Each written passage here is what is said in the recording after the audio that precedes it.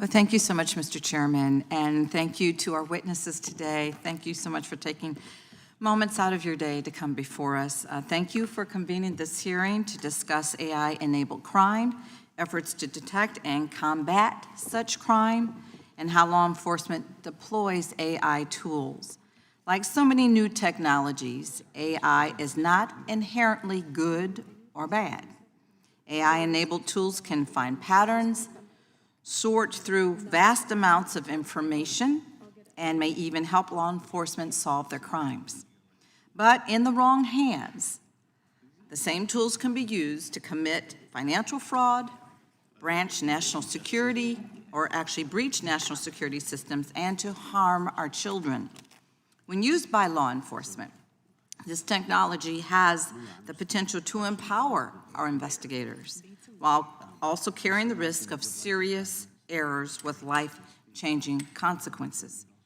That is why it is critical that we proceed thoughtfully and put appropriate guardrails in place so that everyone in our criminal justice system that is using AI-enabled tools, they're using them responsibly, not to the detriment of law-abiding members of our communities. We've already seen what can go wrong when those safeguards are missing. A woman and her family experienced the dangers of using AI-enabled facial recognition technology.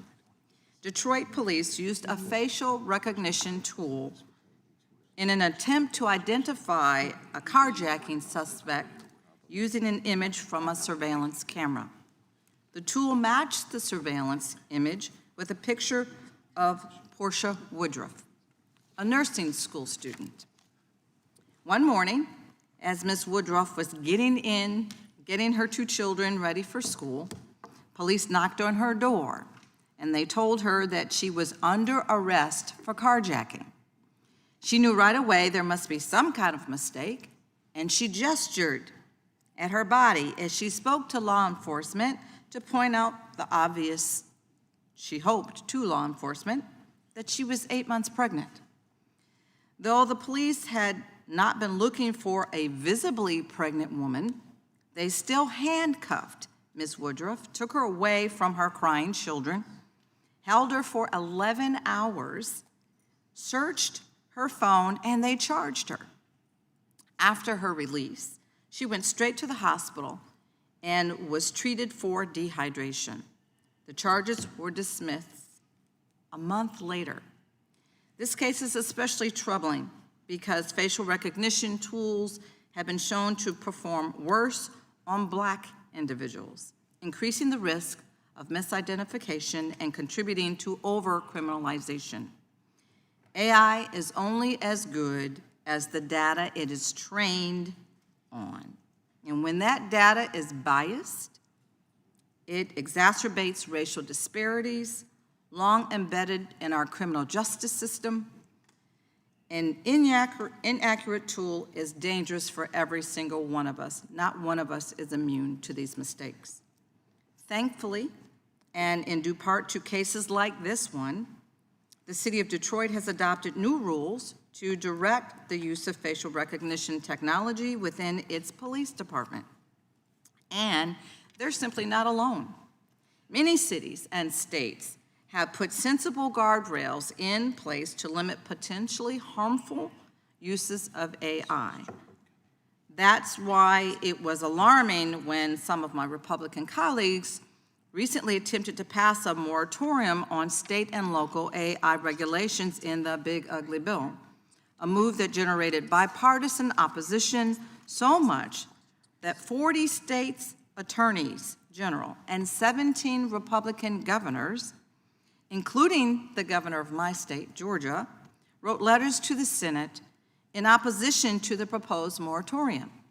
The governors warned that, and I'm quoting them, people will be at risk until basic rules ensuring safety and fairness can go into effect, end quote. As you'll see behind me, Sarah Huckabee Sanders, the Republican governor of Arkansas and former press secretary to President Trump, took to Twitter to quote, I stand with a majority of GOP governors against stripping states of the right to protect our people from the worst abuses of AI. The U.S. must win the fight against China on AI and everything else. But we won't if we sacrifice the health, safety, and prosperity of our people, end quote. While this most recent proposal was ultimately stripped from the bill by a 99-1 vote of the Senate, the Republican chair of the House Energy and Commerce Committee has already vowed to continue to pursue a moratorium, even while acknowledging that federal regulations on AI are still light years away. I stand with those seeking to protect the health and the safety and civil rights of our communities from the abuses of AI, and I hope that we can come together and follow the lead of the states to explore what those guardrails should look like and put them in place. I look forward to learning more from our experts here today. Hearing from you is going to be extremely critical for us on this very important issue. But before I yield, Mr. Chairman, I ask unanimous consent to enter into the record two letters. The first, a letter from 17 Republican governors in opposition to a moratorium on state and local regulation on AI, and the second, a letter from 40 state attorneys general, both Republican and Democrats, in opposition to a moratorium on state and local regulation of AI. Without objection. I yield.